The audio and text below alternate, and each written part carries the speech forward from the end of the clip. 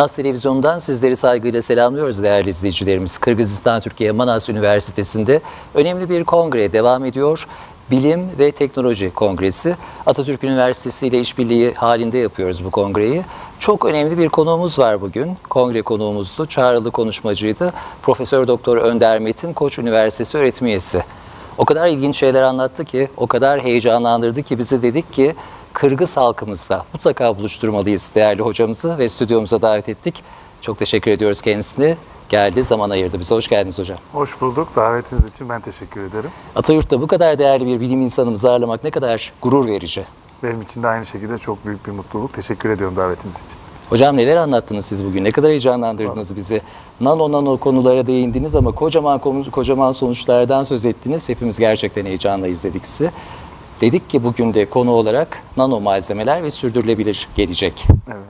Nano öncelikle hocam izleyicilerimiz, öğrencilerimiz ve bizi takip eden bu konulara çok da ilgisi olmayan insanları düşünerek başlarsak, kelimenin, sözcüğün kökeninden başlarsak nano nedir hocam?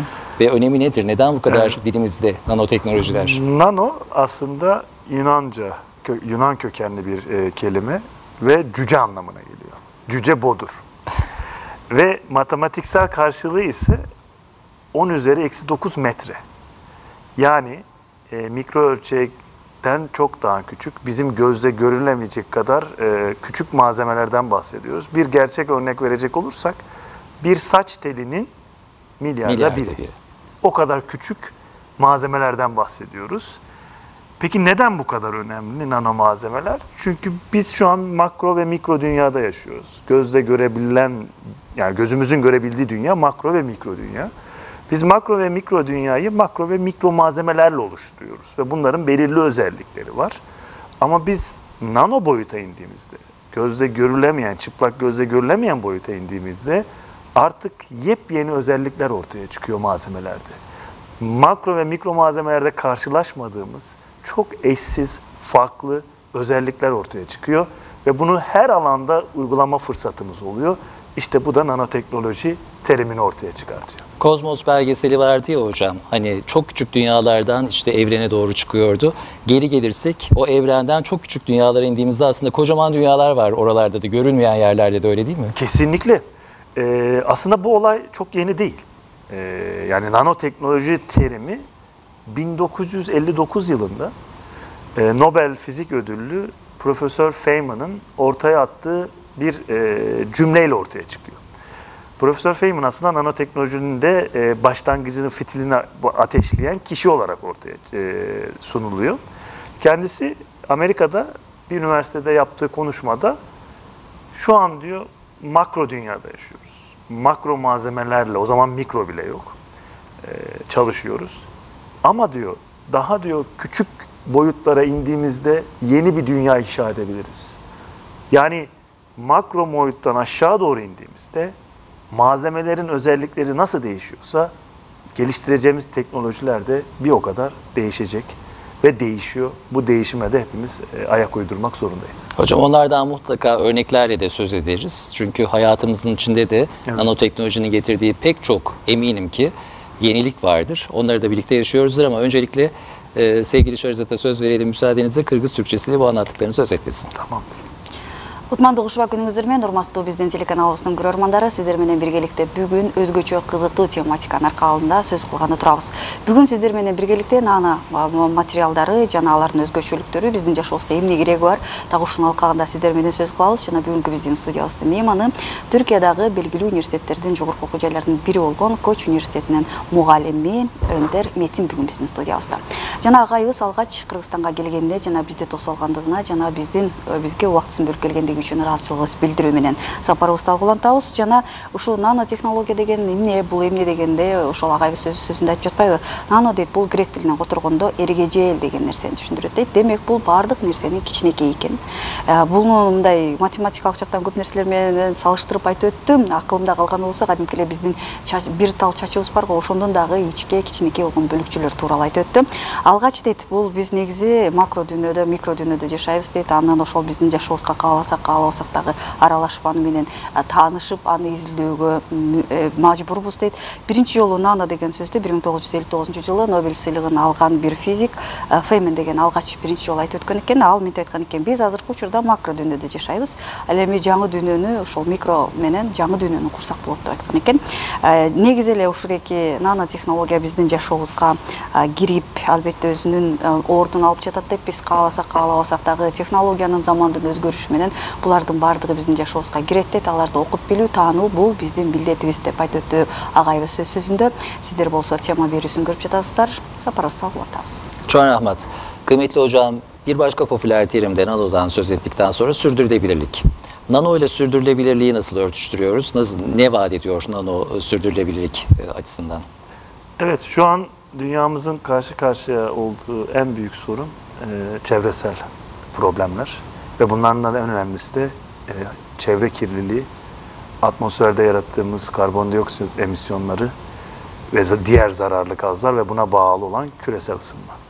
Ve şu an küresel ısınmanın her etkisini günlük hayatımızda yaşıyoruz. Hava değişiklikleri, iklim değişiklikleri, kuraklıklar, bazı yerde sel oluyor, bazı yerlerde inanılmaz kar yağıyor. Ya bunlar hepsi küresel ısınmanın bize günlük hayatımızdaki etkileri. Sürdürülebilirlik ise yaşadığımız bu dünyayı gelecek nesillere en azından onların yaşayabileceği seviyede bırakmak. Yani biz iyi bir dünyada, temiz bir dünyada, yaşanabilir bir dünyada yaşıyoruz. Ama böyle devam ederse gelecek nesillere böyle bir dünya bırakmamız mümkün değil. İşte sürdürülebilirlik terimi burada ortaya çıkıyor.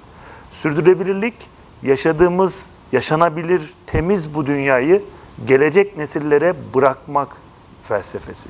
Bu bir felsefe diyorum, yani yanlış bir kelime kullanmıyorum. Çünkü bir yaşam felsefesi.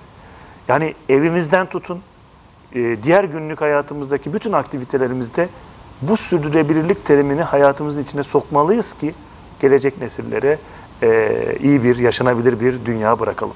Hocam temizlikten bahsediyorsak, daha yaşanılabilir bir dünyadan bahsediyorsak hemen aklımıza tabii ki hani dünyayı en çok kirleten şeylere baktığınız zaman temiz olmayan enerjiler geliyor. Temiz enerjiden ne anlayacağız?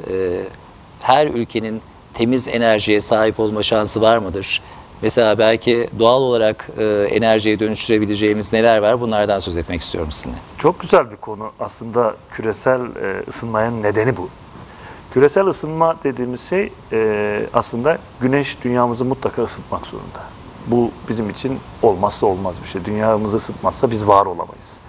Güneş var olduğundan belli de dünyamızı ısıtıyor ama insanoğlu sanayileşmeden sonra popülasyonu oldukça arttı ki artık insanlar dünyada zarar vermeye başladılar. Yani dünyamıza zarar vermeye başladık. Ve çünkü en önemli etkenlerden birisi bunlar da enerji. İnsanoğlu enerjisiz yaşayamaz. Hepimizin yani hayatımızı sürdürmek için enerjiye ihtiyacımız var. Ama şu an dünya enerjinin büyük bir bölümünü fosil yakıtlardan karşılıyor. Fosil yakıtlar dediğimiz petrol. Ve biz bu enerjiyi karşılamak için petrolü yakıyoruz.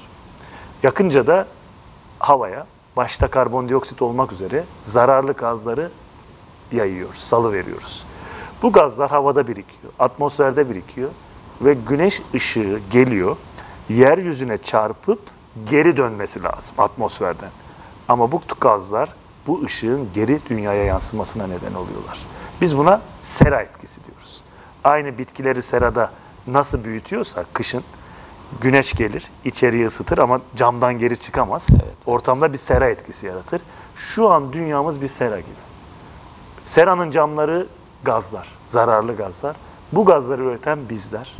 Ve bu nedenle de sürdürülebilirlik konsepti kapsamında bizim önceliğimizin fosil yakıtlardan uzaklaşmak. Enerjide fosil yakıtlardan ulaşmamız gerekiyor. Bu birincisi. Peki alternatifler neler? Alternatifler yenilenebilir enerjiler. Rüzgar olabilir, güneş enerjisi olabilir, hidro enerji olabilir. Çok çeşitli enerji türleri mevcut şu an. Özellikle en popüleri güneş ve rüzgar, yenilenebilir enerji. Ama bunlarda baktığımız zaman bir problem var. Bu problem, bunlar her zaman yok. Sürekli değiller. Ve güneş her coğrafyayı aynı şekilde aydınlatmıyor. aynı şekilde, aynı etkinlikte aydınlatmıyor. Rüzgar her bölgede aynı düzeyde esmiyor. Ve bu bağlamda her ülke güneşe ve rüzgara bağlı olarak kendi enerji bağımsızlığını kazanamıyor. Kazanamadığı için fosil yakıtları bırakamıyor. Fosil yakıtları bırakamadığı için o istemediğimiz döngüye giriyor. Evet. Peki en iyi alternatif nedir? Hidrojen enerji. O zaman hocam burada biraz ara verelim. Sevgili Şehrazat bunları çevirsin. Ondan sonra devam edelim. Tamam. Чоң рахмат, урматтуу мекендештер. Биз сиздер менен биргеликте ошол технология, илим, билим жаатында сөз кылып жатабыз. Албетте буну мага эмне кереги бар деп ойлонуп кетсеңиз, шашылбаңыз, бизди укканга улантыңыз. Анткени биз ошол дүйнөдөгү өзгөрүп жаткан өзгөчө экологиянын көйгөйлөрү тууралуу агайып сөз кылып жатат. Албетте дейт, азыркы учурда климаттын өзгөрүшү, глобалдык жылуу болгонушунун себебинин дагы ошол адам затынын дүйнөнү мындай кандай десек, таза эмес колдонуп жаткандыгын белгилеп өттү. Албетте дейт, башынан бери дейт, биздин жашообуздун улантышы үчүн энергия керек дейт. Муну болсо дайыма күн аткарып келген дейт. Ал эми адамзаттын өнүгүшү менен, өндүрүштүн өнүгүшү менен биз жагы мындай башка дагы энергияларды, күчтөрдү колдонгонго муктаж болдук дейт. Жана албетте биздин баш тарта албаганыбыз бул албетте нефть экендигин белгилеп өттү. Нефть болсо бул аны колдонгон сайын анын ошол абага көтөрүлүп чыккан зыяндуу газдар тууралуу белгилеп өттү. Мындай дейт агайыбыз. Күндүн нуру жерге тийгенде ал деген чагылышып кайра артка кетиши керек дейт. Ал эми азыркы болсо биздин дүйнөбүз кандай акыбалда экендигин агайыбыз эң жакшы бир деңгээлде айтып өттү. Азыркы учурда биз күнөс кана сыяктуу дейт. Күндүн нуру келет дейт, кайра артка кете албайт дейт. Ошол себептен бизде азыркы болуп жаткан климаттык өзгөрүүлөр, жаандын жаашы, же болбосо кандайдыр бир дагы башка бир шамалдын, же болбосо дагы башка табияттын бир кырсыктардын болуп жаткан бирден бир себеби так ушул экендигин белгилеп өттү. Албетте дейт, биз өзүбүздүн келечектеги муундарыбызга таза, жакшы дүйнөнү калтырып кетишибиз керек дейт. Буга аракет кылышыбыз керек дейт күнүгө. Жана бул нефтин ордуна кандай энергияны колдонсок болот деп белгилеп өткөндө агайыбыз айтып өттү. Күндүн энергиясы, шамалдын энергиясы жана ошондой эле гидроэнергия деди. Албетте бирок энергияны толук кандуу колдонуш үчүн алар дайыма үзгүлтүксүз болуп туруш керек дейт. Ал эми шамал же болбосо күндү андай болушу мүмкүн эмес дейт. Ошол себептен ар бир эле өлкө ошол энергияны өзүнө жаратууда нефттен баш тарта албай келет дейт. Ошол себептен дагы бул көйгөйлөр көбөйүп жаткандыгын белгилеп өттү. Ошол себептен азыркы учурда биз альтернативдик энергия катары гидроэнергетиканы колдонууну агайыбыз белгилеп жакшылап айтып өттү. Биз болсо сиздер менен сапарыбызды талкуулантабыз. Эскертип айта кетели, бүгүн биздин студиябызда Түркиядагы белгилүү университеттен бири Коч университетинин мугалими Өндөр Метин агайыбыз менен маек куруп жатканыбызды белгилей кетели. Hocam hidrojen alternatif bir enerji türü ise, ulaşılabilecekse, rahatlıkla kullanılabilecekse bu o zaman sadece çevre sorunlarının çözümü olmaz. Aynı zamanda zannediyorum eşit dağıtılmıştır insanlığa. Dünya barışına da katkı sağlar. Pek çok faydalı yönü olur. Nasıl? Öyle mi gerçekten? Yani geleceğin enerjisi mi hidrojen? Ben artık geleceğin enerjisi demiyorum. Artık günümüzün enerjisi. Harika. Ben 2010 yılında doktoramı bitirdiğimde ben doktora savunmamda evet hidrojen geleceğin enerjisi diyordum. Geleceğin temiz, etkili enerjisi diyordum. Ama şu anki konumda hidrojen günümüzün vazgeçilmez bir enerji taşıyıcısı. Hocam bu alanda çalışıyorsunuz zannediyorum. Evet. Şimdi gerçekten heyecanla dinleyeceğiz sizi. Hiç Evet. sözünüzü kesmeden. Lütfen neler yapıyorsunuz? Önce hidrojenden bahsedelim. Hidrojen dünyada en bol bulunan element. Ama maalesef hidrojen atomu halinde bulunmuyor. H2, H2 halinde, molekül halinde bulunuyor ve bu molekülde bir gaz. Bu gaz formunda ya da bir bileşiklere bağlı olarak bulunuyor. Bu gaz formu aslında hidrojen enerjinin temeli. Hidrojen gazı. Hidrojen gazını aynı fosil yakıtlar gibi, petrol gibi yakıyoruz. Yakma dediğimiz ama alevlenme değil, oksijenle tepkimeye sokma. Evet. Hidrojeni oksijenle tepkimeye soktuğumuzda su oluşur ve su oluşurken de bir reaksiyon sırasında elektronlar açığa çıkar ve bu çıkan elektronları da bir devrede dolaştırırsanız elektrik üretebilirsiniz. Ama bunun için bir cihaza ihtiyacınız var. Bu cihazın detaylarına sonra gireriz. Ama hidrojen neden en iyi, en alternatif, en temiz enerji kaynağı ya da enerji taşıyıcı, ona gelelim. Çünkü birçok kaynaktan üretebiliyorsunuz hidrojen. Suda dahil. Sudan da hidrojen üretebiliyorsunuz.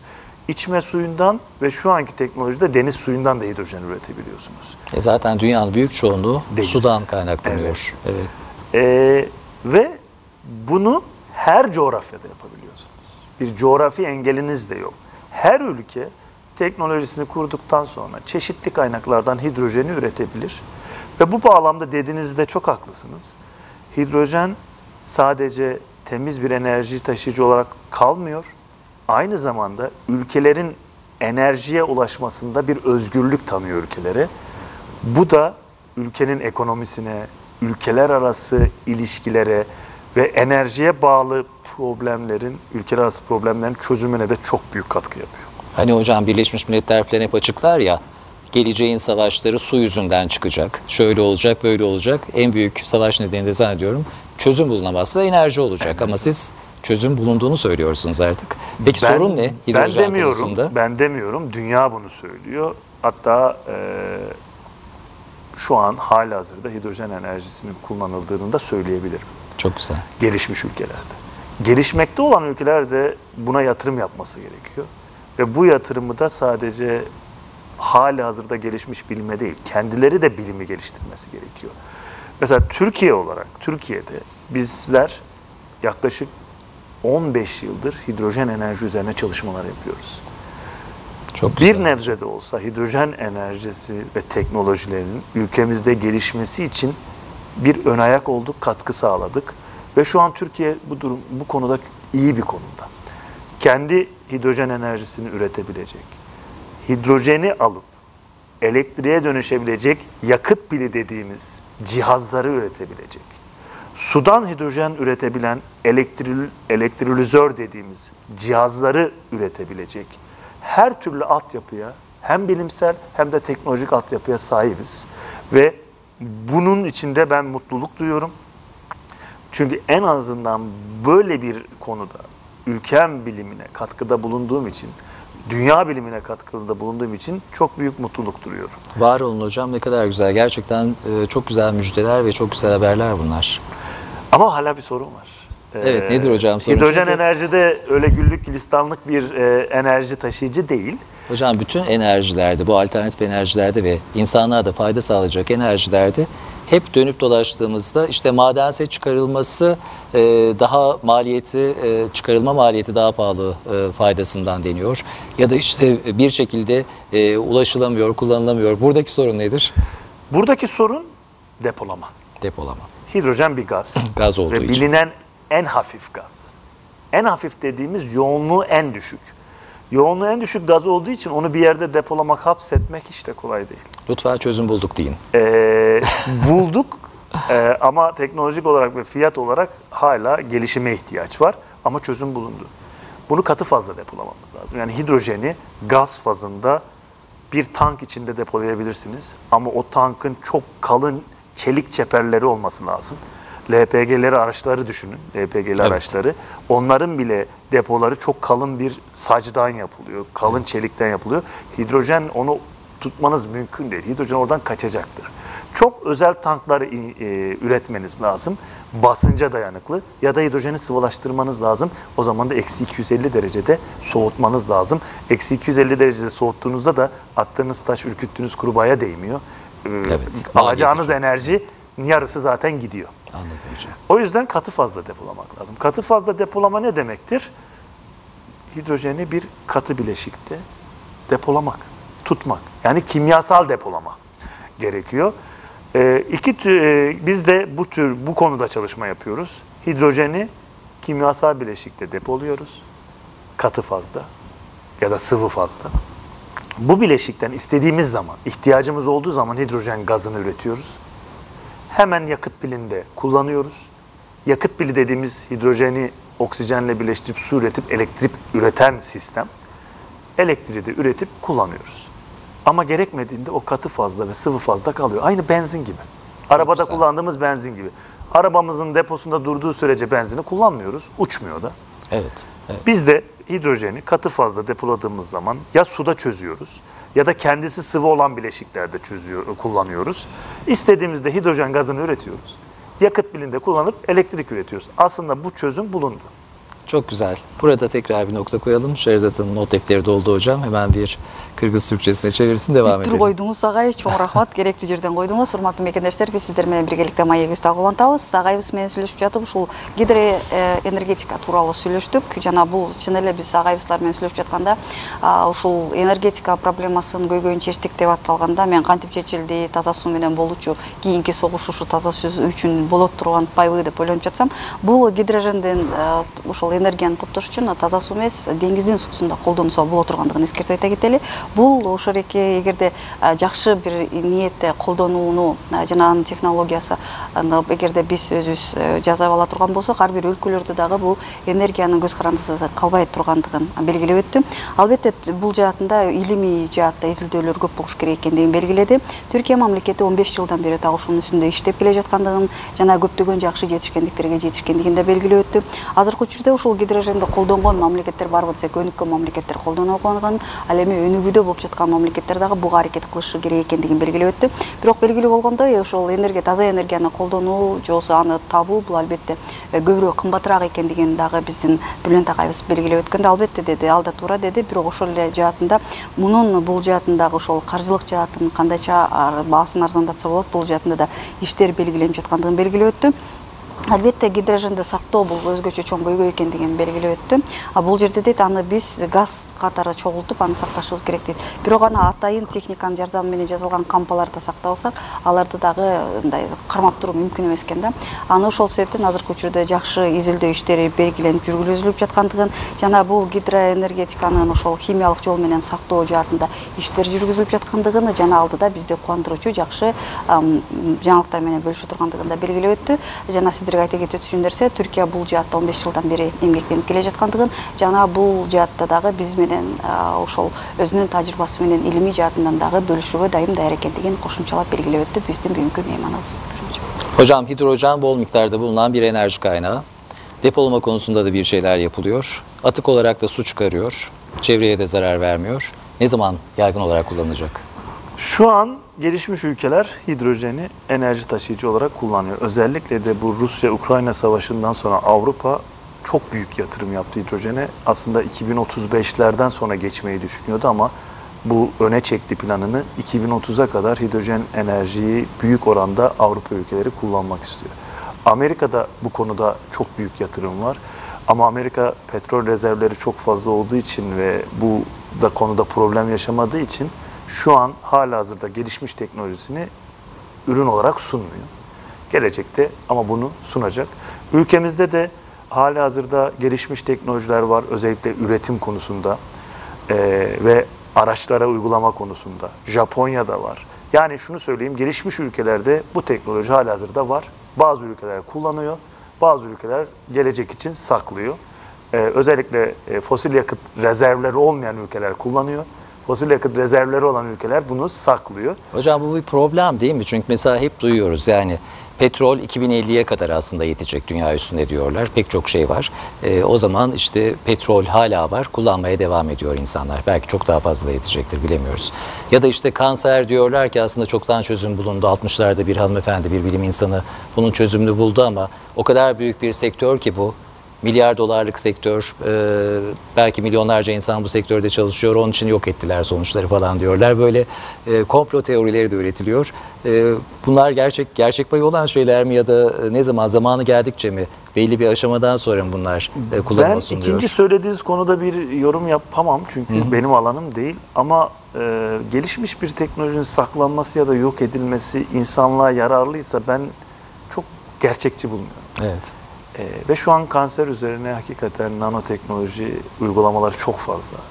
Ve bizler de yapıyoruz bu uygulamaları. Yani var olan bir şeyi ürüne dönüştürmede bir engelle karşılaştığımızı görmedim ben. Özellikle hidrojen enerji. Şu an tüm dünya biliyor. Bunun bir gizlisi saklısı yok. Ama bazı ülkeler kendi ülkelerinde bunu şimdi hayata geçirmek istemiyor. Sonra hayata geçirmek istiyor. Çünkü bir problem var. İstasyon kurmak zorundalar. Şimdi elektrikli araçlara geçişi bir düşünsenize. Her yerde fosil yakıt, petrol istasyonları var değil mi? Petrol istasyonlarına gidiyoruz, arabamızı 5 dakika sürmeden dolduruyoruz. Elektrikli araçlara şu an geçişte nasıl bir problem yaşıyoruz? Dakikalarca bekliyoruz bazen. Dakikalarda bekliyoruz ve her petrolde de her noktada da bir şarj etme yeri yok. Evet. İnsanlar elektrikli araçlara geçişte tereddüt etmesinin nedeni bu. Şimdi hidrojen enerjide de bir süre lazım. Şimdi teknolojisi yapıldı, geliştirildi. Yaygınlaşması için zamana ihtiyacı var. Bir de fosil yakıta göre şu an ucuz değil. Pahalı bir teknoloji. Altyapısı daha gelişmemiş ve yaygın değil. Ve o yüzden de hidrojen enerji şu an pahalı. Siz sunsanız bile insanlar çevre için bunu kullanmaya kendisini meyilli hissetmezler. Peki mesela Toyota uluslararası bir otomobil devi firması şunu söylediler, çok da direttiler bunda. Biz dediler elektrikli araç üretmeyeceğiz, hidrojen yakıtlı araç üreteceğiz dediler. Fakat geçenlerde işte çok maliyeti de düşük bir aracı Çin'de piyasaya sundular, elektrikli bir aracı. Vaz mı geçildi yoksa dediğiniz zorluklardan kaynaklanan bir erteleme mi yaşanıyor? Yok, ben Toyota'nın bu konuda ya da diğer araç firmaların bu konudaki yatırımlarını ve teknolojik hedeflerini okuyorum. Ve devamlı da takip ediyorum. Evet. Toyota vazgeçmiş konuda değil. Birçok araç firması da vazgeçmiş konuda değil. Hidrojen enerji yakın gelecekte. Benim öngörüm 2030. Çok yakın. Çok yakın bir günlük hayatımızda elektrikli araçlar gibi yavaştan girmeye başlayacak. Yaygınlaşması 2035'i bulabilir. Çünkü altyapı lazım. Ama buna hangi ülkeler altyapı yapacak? Çünkü gaz formunda bir yakıttan bahsediyoruz. Evet, bunu katı fazla depoladınız. Onun için bir katalizör, çevrim, yakıt bile altyapısı. Ya bunların hepsinin yaygınlaşması için bir zamana ihtiyacımız var. Ama güzel haber şu. Şu an hidrojen enerjisinin teknolojik altyapısı, know-how'ı bitti. Ama yaygınlaşması için, seri üretim için ve ucuzlaşması için biraz zamana ihtiyacımız var. Ama vazgeçilmez son şu, fosil yakıtları er geç bir gün bırakmalıyız. Evet. Şu an elektrikli araç kullanıyoruz ama biraz mantıklı düşünürseniz elektrikli araçlar sürdürülebilir değil. Neden değil? Onu anlatayım müsaadeniz olursa. Estağfurullah, buyurun. Elektrikli araçların elektriği şu an nereden geliyor? Fosil yakıtlar. Büyük oranda. Tabii. Biz elektrik üretirken fosil yakıt kullanıp çevreye zarar veriyoruz. Yenilenebilir enerji kaynakları, güneş, rüzgar bunu karşılamada yeterli olmayacak. Çünkü o kadar insanın elektrikli aracını güneş ve rüzgar panellerinden gelen elektrikle karşılayamazsınız. O zaman size bir elektrik lazım olacak. Ben elektrikli araç teknolojisi yanlış bir teknoloji demiyorum. Sürdürülebilir olması için ona elektrik sağlayan enerji kaynağının da sürdürülebilir olması lazım. Tabii. İşte bu noktada hidrojen bir tesis kurulup hiç taşınmadan hidrojenden elektrik üretip onu santrallere, şebekeye verip elektrikli araçları besleyebilirseniz elektrikli araç o zaman sürdürülebilir. Merkezi bir sistem gibi mi? Evet, diyorsunuz? merkezi bir Çok sistem. enteresan. Ne kadar güzel. Sevgili Şerizat bunları çevirsin müsaadenizle. Чоң рахмат, урматтуу мекендештер. Биз сиздер менен биргеликте илим жаатында сүйлөшүп жаткан чагыбыз. Анткени бүгүн Кыргыз Түрк Манас университетинде биринчи түрк ошол илим жана технология жаатында жакшы эле конгресс башталган болчу. Жер-жерден келген биздин илимпоздорубуз менен биргеликте бул жакшы иш-чарада биз дагы Түркиядан келген кадырлуу мейманыбыз менен биргеликте маек куруп жаткан чагыбыз. Ушул гидроэнергетиканы колдонуу жаатындагы азыркы учурдагы заманда өнүгүп жаткан мамлекеттерде кандай болуп жатат деген биздин сурообузга агайыбыз жакшы жооп берди. Албетте дейт, азыркы учурда өнүккөн мамлекеттердин арасында так ушул энергияны колдонгонго аракет кылып жатат дейт. Мисалы үчүн буга бир түрткү катары Орусия менен Украинанын ортосундагы жаңжал себеп болгондугун белгилеп өттү. Так ушул жаңжал чыккандан кийин Европа мамлекеттери 2030-жылда так ушул энергетикага өтүшүбүз керек экендигин белгилеп өткөндүгүн жана бул жаатта көптөгөн иштерди кылып жаткандыгын белгиледи. Муну менен биргеликте Америка дагы так ошондой эле ушул өнүктүрүү жана изилдөө иштерин жүргүзүп жаткандыгын, так ушул жаатта иш алып барып жаткандыгын белгиледи. Ал эми ошол изилдөө жүрүп жаткан учурда же болбосо кандайдыр бир бут тосуулар болушу мүмкүнбү акча каражатты табыш үчүн деген биздин агайыбыздын суроосуна болсо, агайыбыз жакшы бир сөзүн белгилеп өттү. Бир нерсени изилдөөдө дейт, мен эч кандай тоскоолдук көргөн жокмун дейт. Менин оюмча бул такыр жашоомдо көргөн жокмун. Демек биз мындай нерсе жок болуш керек деген ойдобуз деди. Ал эми гидроэнергетиканы болсо биз азыр күнүбүзгө чейин дагы колдонулуп кетишибиз керек экендигин белгилеп өткөндүгүн эскертип айта кетели. Жана ошондой эле бул энергетиканы азыркы учурда эмне себептен биз колдоно албай же болбосо аны колдонуш үчүн мамлекеттер эртеңкиге жылдырып жатат деген сурообузга, аны колдонуш үчүн жана аны өнүктүрүш үчүн атайын дагы станциялар керек экендигин жана ошол эркини пайдаланып аны алып ошол биздин күнүмдүк жашообузга интеграция кылыш үчүн дагы көптөгөн технологиялар жана көптөгөн ошол шаарда дагы ошол кандайдыр бир мисалы үчүн көчө салынышы керек, мисалы үчүн станциялар же болбосо кандайдыр бир суу түтүктөр салынышы керек го. Ошол сыяктуу да так ушул энергетиканы топтогон, кармаган жана бизге жайылтып берген технологиялар керек экендигин, ага дагы убакыт керек экендигин белгилеп өттү. Жана убакыттын азыркы учурда ошол электр энергиясын дейт биз алыш үчүн нефтини колдонобуз дейт. Эгерде күндөн же болбосо шамалдын энергетикасын деп күтө турган болсок, бул дүйнө жүзүндөгү адамдардын санына жетпейт дейт. Ошол себептен биз гидроэнергетиканы колдонушубуз керек дейт. Буга болгондо гана убакыт керек экендигин жана биз ошого акырындап бара турганыбызды агайыбыз ишеним менен белгилеп өттү. Ал эми ошо автоунaalар менен сөз кылып жатканда, ошол дүйнөлүк брендтер, мисалы үчүн Toyota дагы алдыда ошол электр энергиясы менен жүрө турган унааларды токтотуп коюштуу, кымбат болгондугу үчүн деген агайыбыздын суроосуна жок деди. Азыркы учурда дагы изилдөө иштери жүргүзүлүп жатат. Жана менин оюмча алдыңкы жылдарда биз дагы так ушул энергетиканы колдонгон же болбосо так ушул жаатта дагы көптөгөн ачылыштарды угат болушубуз керек деген өзүнүн ишеничин белгилеп өттү бүгүнкү биздин мейманыбыз. Hocam bugünkü konuşmanızda hidrojen fuel cell system diye bir şeyden de bahsettiniz. Bunu da biraz açıklar mısınız? Hidrojen yakıt pili Türkçesi hidrojen enerjinin kalbi. Yani hidrojeni alıp elektriğe çevirmek için kullandığımız cihaz. Bu cihaz hidrojeni yakıt olarak kullanıyor. Yani arabamızın motoru gibi düşünün. Benzini alıp yakıp bize güç üretiyor. Bu yakıt pili dediğimiz hidrojen yakıt pili, yani fuel cell dediğimizde hidrojeni alıyor, bize elektrik üretiyor. Ve şu an bu teknoloji de halihazırda gelişmiş vaziyette. Seri olarak bağladığımızda çok yüksek kilowatt saatlere kadar bize elektrik sağlayabilecek hidrojen yakıt pilleri mevcut. Bu hidrojen yakıt pillerine saf hidrojen vermeniz lazım. İki bölümü var. Birinci bölümü anot, ikinci bölümü katot denilen. Anotta hidrojen gazı geliyor, H artı iyonuna yükseltgeniyor.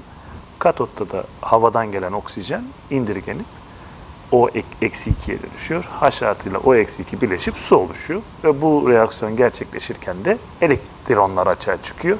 Bu elektronlar da elektrik üretiyor. Harika. Hocam sizin ekibinizle birlikte yaptığınız çalışmalar gerçekten çok değerli. Ülkemiz açısından da çok mutluluk verici.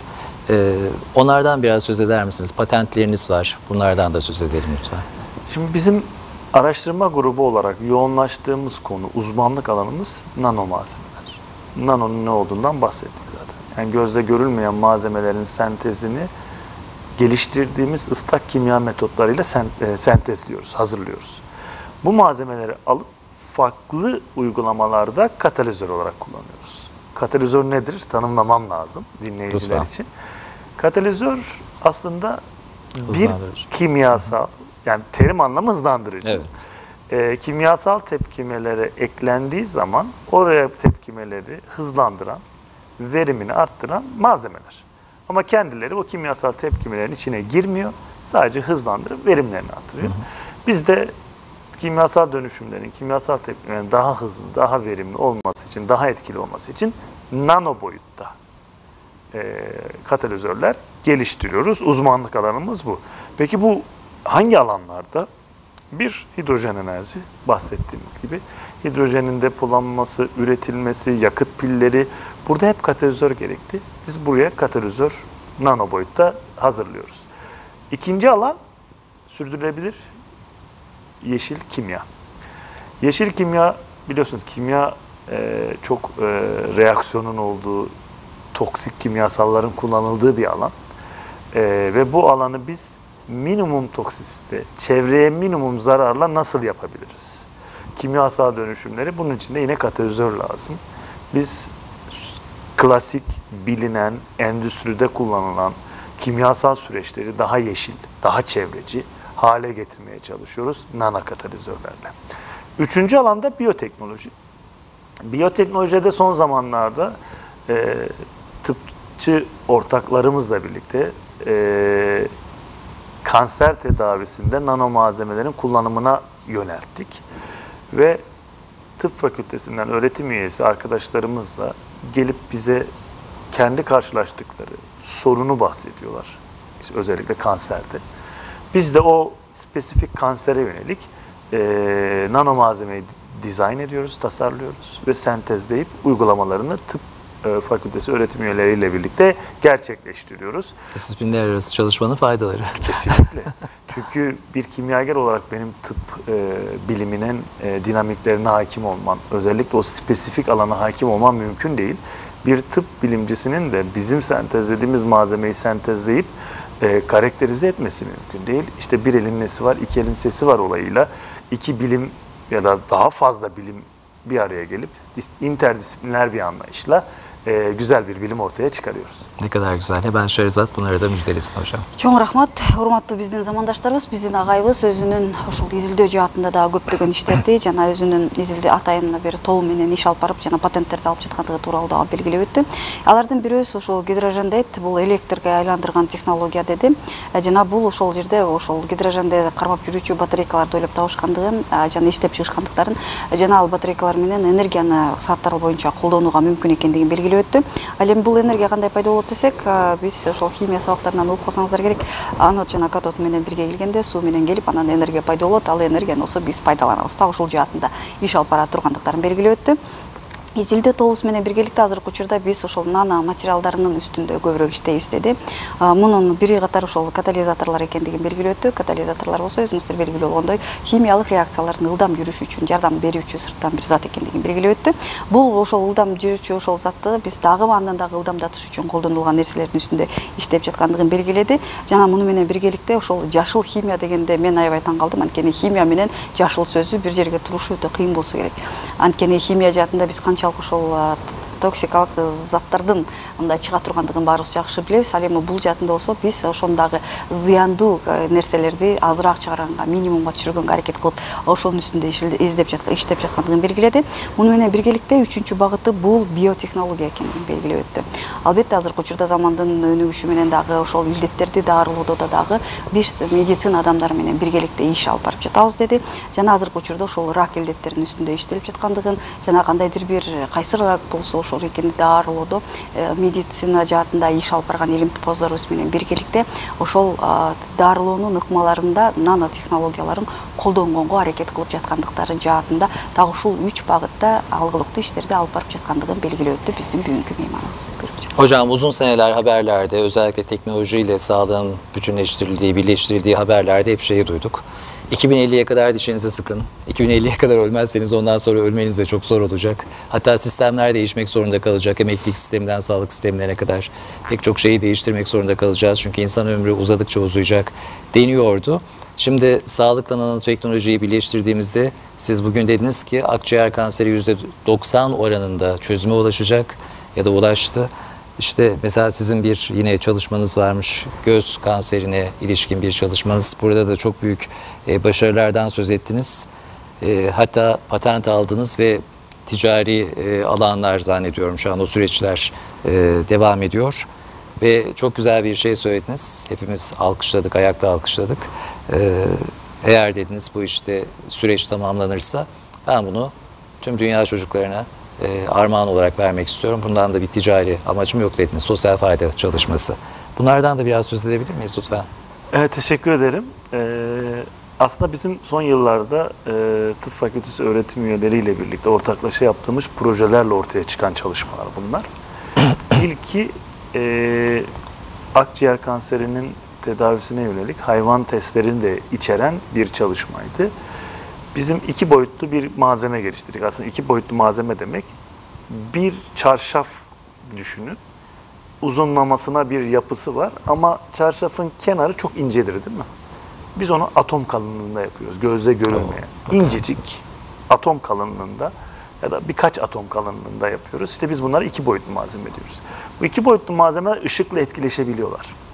Ve ışıkla etkileştiklerinde reaktif türler oluşturuyorlar. Bu reaktif türler nedir? Elektronlar.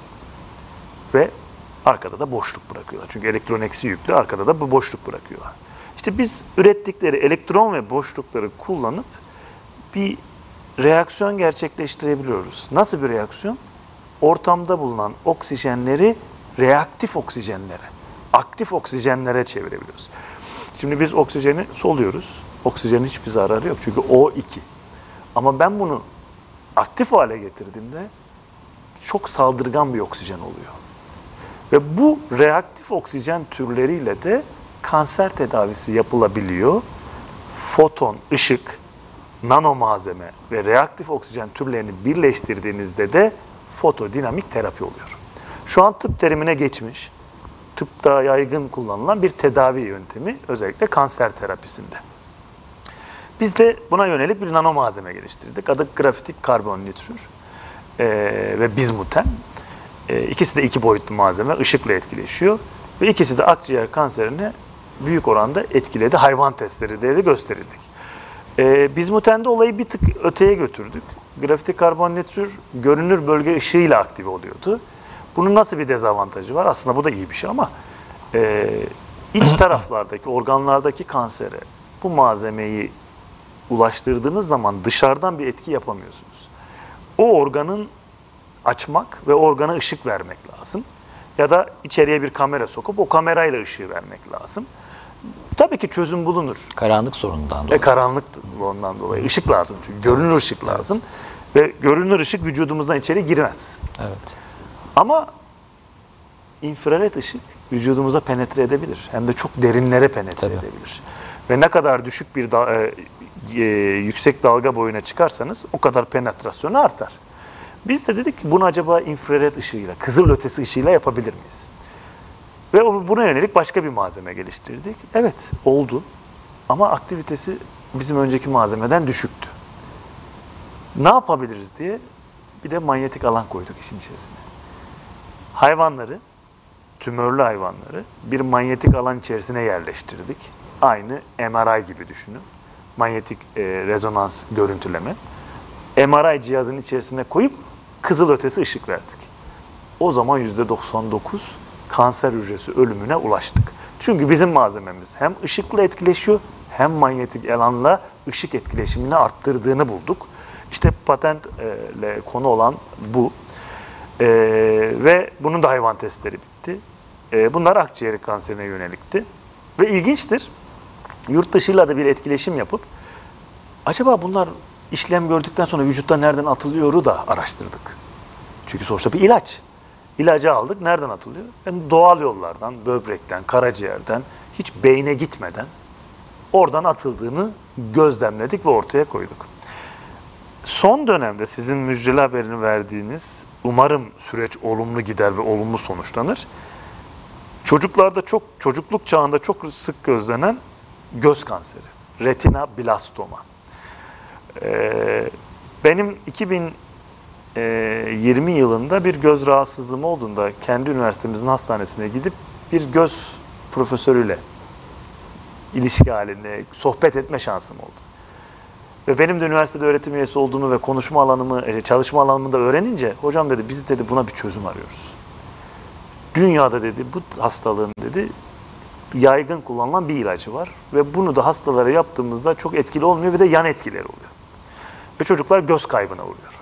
Tamam, hayati tehlikeyi atlatıyorlar ama gözlerini kaybediyorlar. Muhtemelen de çok pahalıdır. Ve pahalı.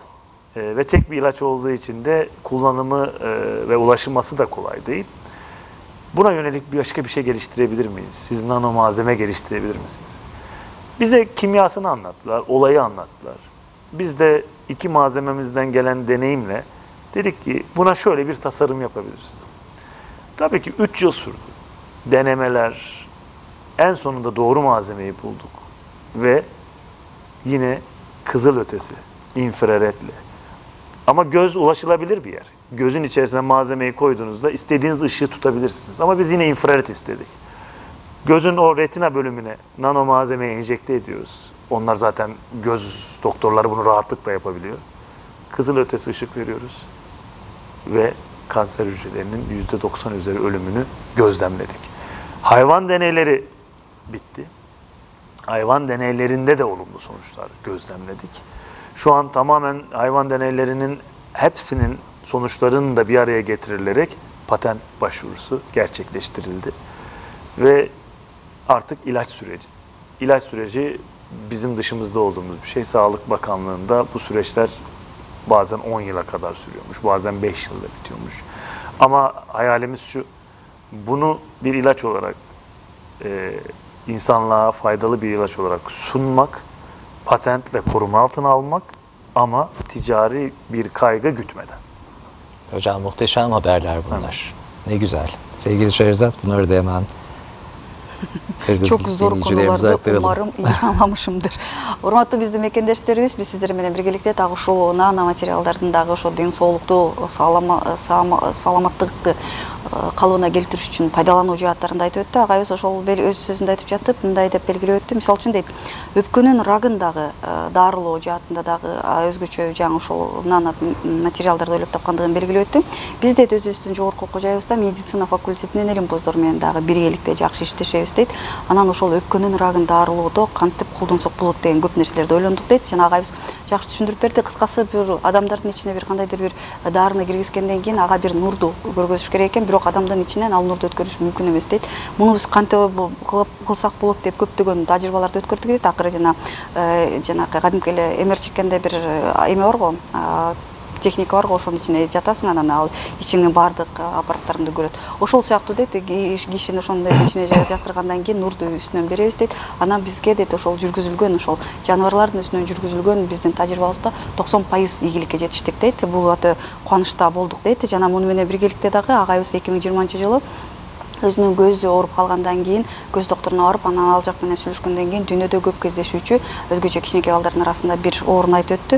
Так ошол дагы бат эле ракка айланып, анан баланы сактап калыш үчүн көзүнөн айрылып калган учурлар көп болот дейт. Албетте аны дарылоо дагы көптөгөн каражатты жана убакытты жана ошондой эле көздү дагы мындай алып коюш мүмкүн экендигин белгиледи. Ошол себептен дейт, биз муну кантип дарыласак болот, эмне кылсак болот деген ушул агайларыбыз менен сүйлөшүүнү жүргүзүп жатып, дагы эле ушул биз өзүбүздүн жаңы эле сиздерге айтып өткөн нур менен дарылоону ойлонуп көрдүк дейт. Жана 3 жыл бунун үстүндө тажрыйбалар жүргүздүк дейт, жаныбарлардын үстүндө, жана биз жетишкендикке жетиштик дейт. Азыркы учурда биз буну ийгиликке жетиштик дейт, жана биз муну ошол саламаттык сактоо министрлигине бердик дейт. Патентин алууну көздөп жатабыз дейт. Аларда дагы бул ишти биз документтердин баардыгын бердик дейт, бирок бул иш 10 жыл же болбосо дагы 5 жыл болушу мүмкүн экен дейт. Бирок күтүп жатабыз дейт. Жана бул чын эле кабыл алына турган болсо дейт, мен эч кандай материалдык жактан нерсени кабыл алгым келбейт дейт. Мунун патентин дагы, мунун ошол эки дарылоонун дагы мен каражат жатында эч кандай издеген жокмун дейт. Болгону гана ошол балдардын ден соолугу бекем болушу үчүн эмгектендим дейт. Жана бул эмгектенгендигим үчүн дагы өзүм сыймыктанамын деди. Жана жакшы бир жаңылыктар менен биз сиздерди дагы алдыда буюрса сүйүндүр токшойбуз деген ишеничтебиз. Buyurun hocam. Hocam sizin kadar değerli bir insanı, insanlığa bu kadar fayda sağlayan değerli bir insanı burada ağırlamaktan gerçekten mutluluk duyuyoruz. Sizi izleyicilerimize tanıtmaktan dolayı da büyük mutluluk duyuyorum. Fakat aynı zamanda bu işler baktığınız zaman gerçekten çok farklı bir zihin yapısını gerektiriyor. Çok farklı bir bakış açısını gerektiriyor.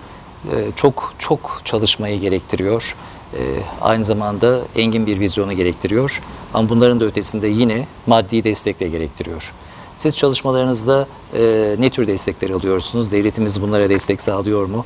Bu konudan da biraz söz edebilir miyiz? Bir de çok değerli bir üniversitedesiniz tabii ki. Üniversitenizin de büyük katkıları var. Bizim üniversitemizde olduğu gibi bizim de rektörümüz bilim alanına özellikle büyük değer veriyor. Araştırmalara büyük değer veriyor. Ondan dolayı Alparslan Ceylan hocamız geldikten sonra laboratuvarlarımızın da sayısı arttı. Pek çok alanda da yine gelişmeler sağlandı. Koç Üniversitesi de aynı şekilde. Bundan sonra da işbirliklerimiz artarak devam edecek inşallah. Neler söylersiniz? Bu destekler konusunda da bilgi verebilir misiniz bize? Evet, aslında en önemli noktaya değindiniz. Böyle ileri düzey araştırmaların yapılması için maddi destek şart. Maddi ve manevi destek de şart. Yani araştırmacıların maddi probleminin olmaması, öğrencilerin, orada çalışan öğrencilerin burslarının olması ve öğretim üyesinin de üniversitesinin arkasında ona destek olduğunu görmesi lazım. Biz Koç Üniversitesi'nde öğretim üyeleri olarak üniversitemizin desteğini her zaman arkamızda hissediyoruz. Ve çok üst düzey bir altyapımız var. Cihaz altyapımız, laboratuvar altyapımız. Ve biz bir araştırma üniversitesiyiz. Ve bu bağlamda üniversitemin desteği en önemli destek diyebilirim. İkincisi tabii ki fonlama. Sadece üniversitenin desteği yetmez, verdiği imkanlar yetmez. Biz dış kaynaklardan fonlar almak zorundayız. Öğrencilerimizi burslamak ve çalışmalarımızın devamını yapmak için en büyük kaynaklarımızdan bir tanesi TÜBİTAK. Diğeri, ben bir TÜBA Bilimler Akademisi üyesiyim. Türkiye Bilimler Akademisi üyesiyim. TÜBA. ve TÜBA'da üyelerine araştırma yapmaları ve öğrencilerine destek olması için bütçe sağlıyor. Ben TÜBİTAK ve TÜBA'ya teşekkür ederim. Ama bunlar da yetmez. Yurt dışı fonları lazım. Avrupa'dan, Amerika'dan. Biz de her zaman yurt dışında fonlar araştırıyoruz. Proje yazıp başvuruyoruz. Benim şu an devam eden 4 tane uluslararası projem var. Ve bu projeler Amerika, Avrupa ve Çin destekli. Savunma sanayide de var zannediyorum değil mi Evet. projeniz? Ve bunlar olmadan böyle araştırma yapmaz mümkün değil. Ama diğer taraftan da üniversitenin desteği olmadan yapmanız mümkün değil. Evet, üniversitenizi geldim, gördüm. Kırgızistan Türkiye Manas Üniversitesi hakikaten bir üniversite havası var ve üniversite olmuş. Ve bir köklü üniversite olma yolunda da emin adımlarla ilerliyor. Rektör hocamız Alparslan Hoca ile de konuşma fırsatım oldu. Ve kendisi hakikaten bilime destek verme konusunda da öncü düşünceleri var, vizyonu var. Biz de eğer mümkün olursa Koç Üniversitesi ile ve kişisel olarak ben kendim buradaki araştırmalara ve araştırma altyapısına destek olmaktan mutluluk duyacağımı, onur duyacağımı belirtmek isterim. Biz zaten sizi göndermeyelim hocam buradan. Hazır gelmişken siz Atayurdu'nuzdasınız, yabancı da değil. Evet. Sevgili Şerizat. Чоң рахмат, урматтуу биздин замандаштарыбыз. Мен мунусунан сурап жатпайбыз. Албетте дейт, мындай изилдөөлөр жүргүзүүтө дагы каржы, финансы жааты дагы өзүчө чоң бир нерсе дейт. Бул жаатында сиздерди кимдир финансы жактан колдойт десек, албетте деди, бул илим изилдөөдү жүргүзүп жатканда ошол илимпоздун үйдөн барып эмне кылам дегенде ойлонбошу үчүн колдоо өзгөчө шарт экендигин белгиледи. Жана маанилүү экендигин кошумчалады. Өзүм иштеп жаткан Коч университетинде ошол ректораты жетекчилиги дайыма бизди колдоп турат дейт. Эң мыкты лабораторияларыбыз бар дейт.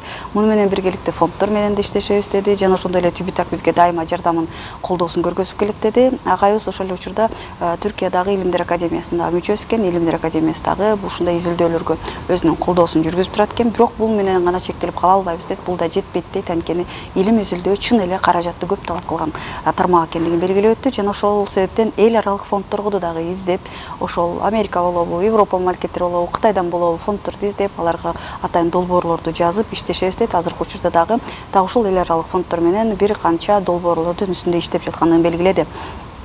Муну менен биргеликте албетте Кыргыз-Түрк Манас университетине келдим дейт. Бул Манас университет дагы өнүгүүнүн жолунда болгон жогорку окуу жай экен дейт. Жетекчилиги дагы туура жолду тандаган экен, жана өнүгүүнүн жолунда экен деди. Мен өзүмдүн жана университеттин атынан сиздерге сөз бергендей, изилдөө жаатында дайыма сиздерге колдоо көргөзөмүн деп белгилеп өттү бүгүнкү биздин мейманыбыз. Hocam destekten söz etmişken maddi desteği de konuştuk. Şimdi herkesin hayatına derinlemesine girmiş olan, herkesin kendi mesleki alanında aslında çok da faydalandığı bir konuda yapay zeka biliyorsunuz. Evet. Bilimsel çalışmalara ya da sizin çalışmalarınıza yapay zekanın etkisi ne oluyor? Çok güzel bir konuya değindiniz Bülent Bey. Yapay zeka tabii ki her alanı etkilediği gibi kimya ve nano malzeme alanını ve kataliz alanını da etkiliyor. Ama doğrudan bizim işimizi yapmıyor. Bize yardımcı oluyor. Şu an halihazırdaki yapay zeka bize yaptığımız işleri daha kısa sürede yapabilmenin yolunu gösteriyor. Ama bize bir spesifik hedef için net olarak şunu yaparsanız bu spesifik problemi çözersiniz gibi bir çözüm üretecek noktada değil. Çünkü bizim yaptığımız çalışmalar bilinmeyen, bilinmeyeni araştırmak, bilinmeyeni bulmak ve nano dünya. Siz yapay zekaya ya nano dünyada ne anlattıysanız o kadarını biliyor. Ama nano dünyada o kadar çok keşfedilmeyen şeyler var ki. Biz de keşfettikçe heyecanlanıyoruz. Bu heyecanımızı yapay zekaya tanıtıyoruz. Ama o heyecanı yakalamak için önce bizler üretmemiz lazım. Tabii. Spesifik probleme. Yani özetle şunu söyleyebilirim. Yapay zeka bize de entegre oldu. Bilimin her alanında olduğu gibi. Biz de kullanıyoruz. İşimizi hızlandırıyor. Bize yardımcı oluyor. Ama hala işin asıl yükünü çeken kişiler biz bilim insanları ve öğrenciler, doktor öğrencilerimiz ve diğer araştırmacılar. Ve böylece belli bir sürede böyle devam edeceğini düşünüyorum ama yapay zekayı da entegre etmeden bir gelecek düşünmüyoruz. Peki hocam, Kırgızistan Türkiye Manas Üniversitesi'ndeyiz. Türk dünyasının gençlerini, geleceğin bilim insanlarını da aynı çatı altında buluşturan bir kurum burası. Buradaki öğrencilere bilimsel alandaki çalışmalar için neler tavsiye edersiniz? Başarılı olmaları yolunda neler söylersiniz ona değerli bir bilim insanı olarak? Bana göre en değerli konu bu. Bütün yaptığımız bilimsel aktiviteler ya da bu kongrelerin amacı gençleri bilime özendirmek ve bilimsel çalışma yapmaya ve teknoloji geliştirmeye özendirmek. Eğer bugünkü verdiğim konferans ve bu konferans, 2 gün sürecek bu konferans, bir nebze bunu başarabilirse aslında en büyük kazancımız o. Kişisel olarak ne önerebilirim dese, ben kendilerine bir hedef koymalarını, bu hedefi de çok yakın değil, Everest Dağı'nın tepesine koymalarını söylerim. Ve en azından o hedefe ulaşmak için çabalarlarsa, Everest Dağı'nın belki zirvesine ulaşamazlar ama Everest Dağı'nın ortasına bile gelse çok büyük bir başarı olabilir. Zirveye çıkamasalar bile. Ama zirveye de çıkabilirler. Önlerindeki engel sadece kendilerinin olduklarını bilmeleri lazım. Ama bu yolda çok çalışmak lazım. Dünyayı takip etmek lazım. Okumak lazım. Ve istemek, arzu etmek ve sevmek lazım. Benim başarımın arkasındaki en büyük etken çok çalışmak, istemek, arzulamak ve bu yolda da çalışmaya devam. Gençlere de bunu öneriyorum. Önünüzdeki en büyük engel kendinizsiniz. Lütfen rahat alandan, ben ona comfort zone diyorum. Kendi rahat alanınızdan bir çıkın, kabuğunuzu kırın, dünyaya açılın. Edindiğiniz bilgileri gelin ülkenizde teknolojiye dönüştürün. Ben böyle yaptım ve bu öyle de yapmaya devam ediyorum. Sizlere de bunu tavsiye ediyorum. Peki hocam, ağırlamaktan büyük mutluluk duyduğumuz insanlardan biri de üniversitemizde Aziz Sancar'dı. Gerçekten büyük heyecan duyduk onu ağırlamaktan. Siz de çok değerli bir bilim insanısınız. Aziz Sancar şunu demişti: ben Türk dünyasının gençleri, özellikle başta olmak üzere ekibime mutlaka birilerini katarım. Türk dünyasından insanları katarım. Manas televizyonunu gençler, Orta Asya'dan, Kırgızistan'dan gençler de ilgiyle takip ediyorlar. Türkiye'ye de gerçekten büyük hayranlık duyuyorlar. Türkiye'ye de gidip öğrenim görmek isteyen çok sayıda öğrencimiz var. Alanlarında çok başarılı olan gençler, sizin gibi bilim alanında da gelecek vaat eden gençler ekibinize katılmak istese mesela nasıl bir yol izleyebilirler? Böyle bir yol açık mı? Kesinlikle. Aziz hocamız çok doğru söylemiş. Ben Aziz hocanın buraya geldiği programı da izledim YouTube'dan. Çok güzel bir konuşma yapmıştı. Aynı şeyler benim için de geçerli. Ya da Türkiye'deki benim gibi çok sayıda düşünen araştırmacı da olduğuna inanıyorum. Ve Kırgızistan'da Kırgızistan Türkiye Manas Üniversitesi'nde yetişmiş, kendini geliştirmiş, bilim insanı olmak isteyen gençlere Koç Üniversitesi'nde araştırma grubun kapıları sonuna kadar açık. Tabii ki kriterleri yerine getirmesi gerekiyor. Üniversiteye kabul almanın kriterlerini. Ama ekonomik desteği hiç kafalarını dert etmesinler. Eğer kriterleri yerine getirmişlerse üniversitemiz onlara yurt imkanı, burs imkanı, tam burs imkanı. Bizler tam donanımlı araştırma laboratuvarları sunuyoruz. Sadece kendilerini geliştirip bir bilim insanı olmak istemeleri ve kriterleri yerine getirmek. Kriter dediğimde şu: eğitimimiz %100 İngilizce olduğu için Koç Üniversitesi'nde yabancı dil puanı gerekiyor, TOEFL. Ve bir de analitik düşünme yetisinin olup olmadığını anlamak için tüm dünyanın istediği GRE sonucu gerekiyor. Eğer bu ikisinde gerekli puanları alırlarsa benim labımın kapıları sonuna kadar açık. Kimya mühendisliği, malzeme, bu alanlarda bilim insanı olmak isteyen, Türkiye'de master, doktora yapmak isteyen kişiler lütfen hiç çekinmesinler, gelsinler, başvurularını yapsınlar. Ben arkalarında destek olacağımı sözünü veriyorum. Sevgili Şehrazat, bunu da hemen gençlere müjdeleyelim istersen. Урматтуу биздин мекендештери, сиздерге айта кетели, эртеден бери биз сиздер менен биргеликте так ушул Коч университетинен келген биздин кадырлуу мейманыбыз Өндөр Метин агайыбыз менен маек куруп жаткан чагыбыз. Анан агайыбыз ушул жасалма интеллект тууралуу дагы жакшы өзүнүн сөзүн айтып өттү. Бардык тармактарга таасири тийгизген сыяктуу эле дейт. Азыркы учубузда, күнүбүздө дагы жасалма интеллект дагы биздин дагы жашообузда бар дейт. Бирок ушул өзүнүн жасалма интеллект деген бул адам затынын ордун ала албайт азырынча дейт. Анткени сиз жасалма интеллектке сиз өзүңүздүн үстүндө иштешип жаткан иштин канчалык деңгээлде тааныштырсаңыз, ал ошолчолук гана деңгээлдеске жардам бере алат дейт. Бирок сиздин убактыңызды үнөмдөөгө жардам бере ала тургандыгын белгилеп өттү. Муну менен биргеликте ошол агайыбыздан сурап жатпайбызбы, жаштар үчүн кандай кеңеш берет элеңиз десек, ал айтып атат, жаштарга дейт, сиз максатыңызды Эвересттин чокусуна коюңуз дейт. Анан ага жетишүүгө аракет кылыңыз дейт. Сиздин бул дүйнөдөгү тоскоолуңуз сиз жалгыз гана өзүңүз экениңизди унутпаңыз дейт. Сиз ошол билимдин адамы болом деп изилдеп, ошол максатыңызга жетүүгө аракет кылсаңыз, сиз ошореки жолдо өзүңүздү өнүктүрүп жатып, жеңиштерге жетишесиз деген ишеничте экендигин белгилеп өттү. Жана ошондой эле сиздер өзүңүздөр жакшы билгендей, Түркиянын белгилүү илимпозу, Нобель сыйлыгын алган Азиз Санжар да бизге келген деди. Жана ошол дагы өзүнүн түрк дүйнөсүнөн илимпоздорду өзүнүн командасына ала тургандыгын дагы белгилеген дейт. Сиз буга кандай дейсиз деген биздин сурообузга дагы агайыбыз албетте дейт, мен дагы анын бул жака келгендигин ютубтан көрдүм дейт, өтө кубандым дейт, ал биздин сыймыгыбыз дейт. Жана Кыргыз-Түрк Манас университетинде илим жаатында өзүнүн билимин жогорулаткысы келген жаштар үчүн Коч университетинин эшиги аягына чейин ачык деди. Болгону гана биздин критерийлерибиз бар дейт. Ал критерийлерибизге сиз жооп бере алсаңыз, анда биз сизди күтөбүз дейт. Сиз финансы жагын ойлонбоңуз дейт. Биз стипендиясында, жатаканасындагы, иштөө лабораториясындагы баардык шарттарды түзүп беребиз дейт. Болгону биздин критерийлерибизге жооп беришиңиз керек дейт. Ал болсо Коч университетинде билим алуу 100% бул англис тилинде экендигин, жана дагы башка эл аралык бир чоң экзамен бар экен. Ошонун сиздерге жыйынтыгы менен барсаңыздар, жана ошол критерийлерге жооп бере алсаңыздар, анда Коч университетине келип өзүңүздүн илим жолуңузду жогорулатууга мүмкүнчүлүк ала ала турганыңызды белгилеп өттү бүгүнкү биздин мейманыбыз. Çok rahmet. Kıymetli hocam, Kırgız medyasında gelenektir. Programın sonunda deriz ki konuklarımıza erkin mikrofon, özgür mikrofon. Son olarak Kırgızistanlı kardeşlerinize, dostlarınıza söylemek isteyeceğiniz şeyler var mı? Evet, Kırgızistan'a ilk defa geliyorum. Bu ilk ziyaretim. Ve ata yurdu, bir Türk olarak buraya gelmek benim için büyük bir mutluluktu. Ve Manas Üniversitesi'nde de çok iyi bir ev sahipliğiyle karşılandım. Ve bir davetli konuşma yapma fırsatım da oldu ve bundan mutluluk ve onur duydum.